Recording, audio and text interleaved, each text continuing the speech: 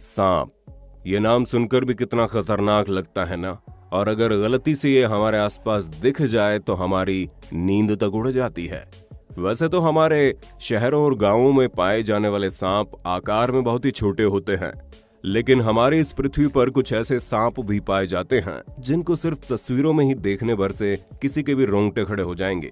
वहीं कुछ सांप तो ऐसे भी हैं जो गलती से आज के वक्त अगर जिंदा होते तो शायद इस पृथ्वी पर हम इंसानों का कोई नामो निशान भी मौजूद नहीं होता।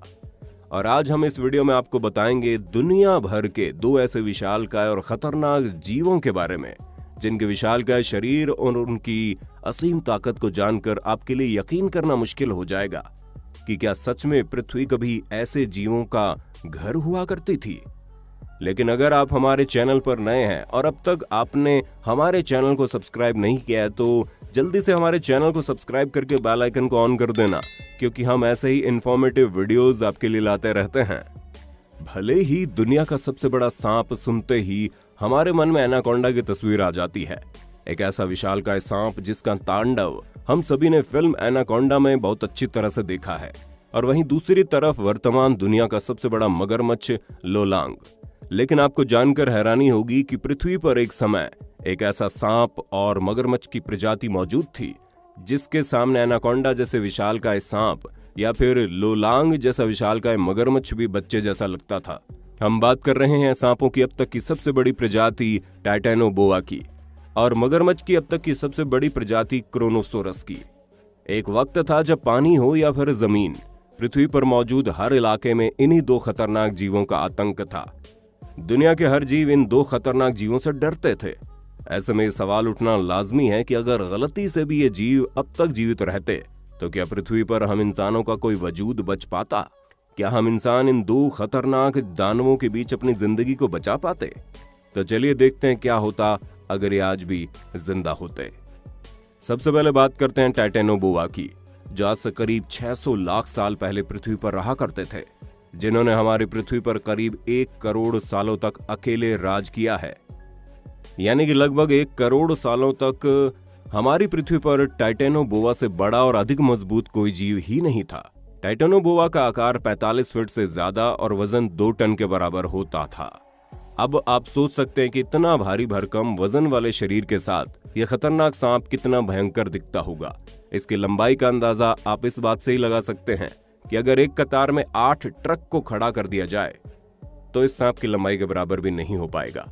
अगर आज के जमाने की एनाकोंडा की तुलना टाइटेनोबोआ के शरीर से की जाए तो आपको जानकर हैरानी होगी कि एनाकोंडा का वजन टाइटेनोबोआ के आधे से भी कम होता है। टाइटेनोबोआ कितना खतरनाक होता था इस बात का अंदाजा आप इससे भी लगा सकते हैं कि बड़े से बड़े मगरमच्छ को भी अपना भोजन बना लेता था। इसके शरीर में इतनी ताकत मौजूद थी कि हाथी और हिप्पोपोटामस जैसे जीवों को भी खा सकता था। लेकिन उस वक्त हिप्पोपोटामस जैसे जानवर नहीं हुआ करते थे, लेकिन टाइटेनोबोआ उस वक्त के बड़े बड़े मगरमच्छों तक को अपना भोजन बनाया करते थे। सबसे पहले मगरमच्छ को पूरी मजबूती के साथ अपनी कुंडली में जकड़ना और फिर एक झटके में पूरा का पूरा मगरमच्छ निगल जाना। वहीं दूसरी तरफ अगर पानी में रहने वाले क्रोनोसोरस की बात करें तो क्रोनोसोरस कितना खतरनाक था इसका अंदाजा इससे लगाया जा सकता है कि इसकी खोपड़ी का साइज ही 4 मीटर से ज्यादा था। क्रोनोसोरस की लंबाई 40 फीट थी। इसका वजन 12 टन था, जो आज के वक्त में पाए जाने वाले ब्लू व्हेल से भी कई गुना ज्यादा है। लंबाई के मामले में भले ही क्रोनोसोरस टाइटेनोबोआ से कम था, लेकिन ताकत के मामले में यह टाइटेनोबोआ से कई गुना अधिक होता था। मगरमच्छ की जैसी बनावट वाले क्रोनोसोरस के मजबूती जबड़ों में बहुत ही नुकीले नुकीले दांत हुआ करते थे और एक बार जब कोई शिकार इन जबड़ों की पकड़ में आ गया तो उनका छूटना नामुमकिन हो जाता था। अब एक तरफ था टाइटेनोबोआ जो पृथ्वी के जंगलों के साथ साथ पानी में भी अकेला राज करता था, और दूसरी तरफ क्रोनोसोरस जो पानी के अंदर अपना आतंक कायम करके रखा था। अब आपके मन में एक सवाल जरूर होगा, क्या ये दोनों खतरनाक जीव आपस में नहीं लड़ते थे? तो आपको बता दें, ये दोनों जीव कभी भी आमने सामने नहीं आ पाते थे, क्योंकि इन दोनों ही जीवों के रहने का इलाका काफी अलग था।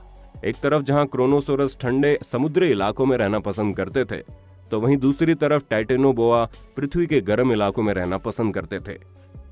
अब एक बार इस बात की कल्पना करके देखिए, अगर ये दोनों ही खतरनाक जीव एक साथ पृथ्वी पर मौजूद होते तो क्या हम इंसान इनके बीच अपने वजूद को बचाए रख पाते?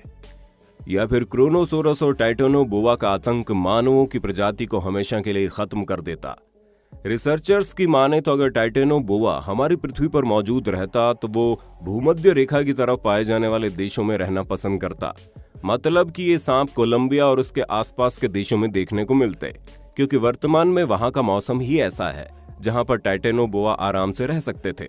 और अगर गलती से ऐसा हो जाता कि टाइटेनोबोआ जैसा विशालकाय सांप कोलंबिया और ब्राजील के इलाकों में आज के दौर में जिंदा रहता, तो वहां पर रहने वाले लोगों को अपने घर के आसपास बिजली के तारों का घेरा बनाना पड़ता ताकि टाइटेनोबोआ उनके घरों के आसपास ना आ पाए। इस खतरनाक सांप का सामना करने के लिए वहां के लोगों को हर वक्त तैयार रहना पड़ता और संभवतः बहुत से लोगों को इस सांप से सामना करते वक्त अपनी जान भी गंवानी पड़ती। अगर टाइटेनोबोआ आज के वक्त भी जिंदा रहता तो खाना से लेकर जंगल तक, पानी से लेकर हवा तक हर चीज बुरी तरह से प्रभावित होती। हम कभी भी जंगल का राजा शेर को नहीं कह पाते, उसकी जगह टाइटेनोबोआ का जिक्र होता। इतना बड़ा होने के बावजूद टाइटेनोबोआ जंगल में पाए जाने वाले अधिकतर जीवों को खाकर खत्म कर देता। आज के समय में पाए जाने वाले बहुत से जीव विलुप्त होने के कगार पर आ जाते। टाइटेनोबोआ धीरे धीरे करके जंगल के सारे जीवों को खाकर खत्म कर देता है। एक एक करके सारे जंगलों को खाली होने के बाद अब जंगल में कुछ नहीं बचता तो इंसानी बस्तियों की तरफ निकल पड़ता। इंसानी बस्तियों में पहुंचने के बाद टाइटेनोबोआ सबसे पहले ग्रामीण लोगों को और उन जानवरों को अपना आहार बनाता जो वहां मौजूद होते।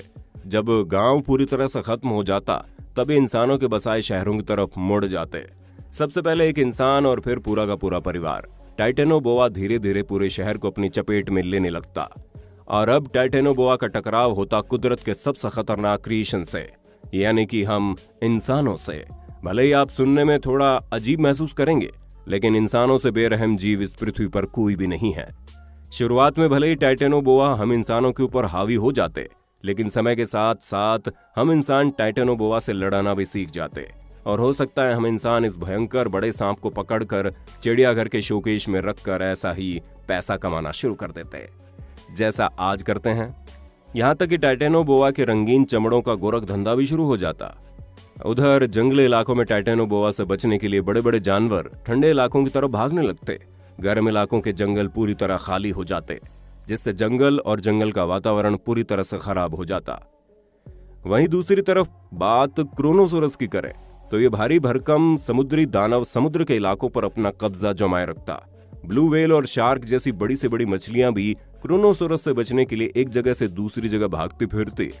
दुनिया भर के मछुआरे समुद्र में जाने से डरने लगते, जिसकी वजह से हर देश का इकोनॉमी बहुत ही बुरे तरीके से प्रभावित होता। समुद्री जहाजों को इतना अधिक मजबूत बनाना पड़ता कि वो लहरों के साथ साथ इस खतरनाक दानव के अटैक का भी सामना कर पाए।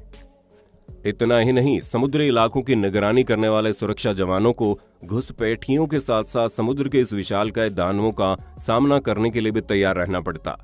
एक तरफ पृथ्वी के जंगलों और जमीनी इलाकों पर टाइटेनोबोआ का तांडव और दूसरी तरफ समुद्री इलाकों में क्रोनोसोरस के आतंक की वजह से पृथ्वी का वातावरण इतना अधिक बिगड़ चुका होता कि ऐसे बुरे वातावरण में इन दोनों का ही जिंदा रहना बहुत मुश्किल हो जाता। पृथ्वी का वातावरण ऐसा हो जाता कि ये दोनों खुद ही अपनी विलुप्ति के कगार पर पहुंच जाते और अंत में भूख और पृथ्वी के वातावरण में हो रहे बदलाव की वजह से हमेशा के लिए खत्म हो जाते। तो दोस्तों, कैसी लगी आपको ये वीडियो? आपको क्या लगता है, क्या हम इंसान टाइटेनोबोआ और क्रोनोसोरस जैसे विशालकाय जीवों का सामना कर पाते? आप अपनी राय कमेंट में बताना। ऐसे इंटरेस्टिंग इन्फॉर्मेशन वाली वीडियो देखते रहने के लिए हमारे चैनल को सब्सक्राइब करके बेल आइकन प्रेस करना मत भूलना, क्योंकि हम आपके लिए जानकारियों से भरी ऐसी वीडियोस लाते रहते हैं।